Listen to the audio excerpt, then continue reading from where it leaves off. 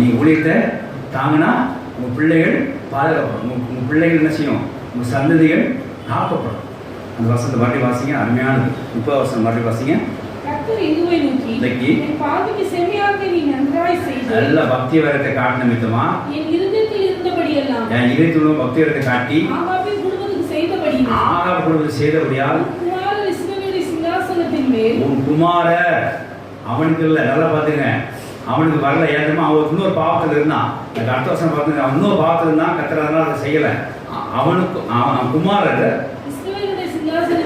இஸ்ரவேல் சிங்காசனத்து மேல் 4 ஜெனரேஷனுக்கு வீட்டு. ஆமென், ஹல்லேலூயா. யார் நிறுத்தவங்க? யார் நிறுத்தம் வீட்டிருப்பாங்க?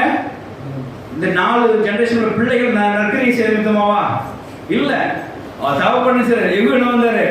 வைராக்கியம் வந்தார், பக்தி வைராக்கியம் வந்தார்.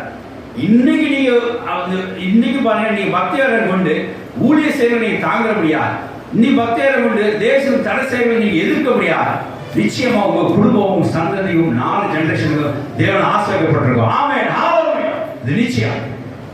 நீ தைரியமா கர்த்தருக்கு ஊழியம் செய்யுங்க, கர்த்தர் ஊழியத்தை தாங்கு. எப்படி பக்தி வைராக்கியம் எப்படி ஊழியத்தை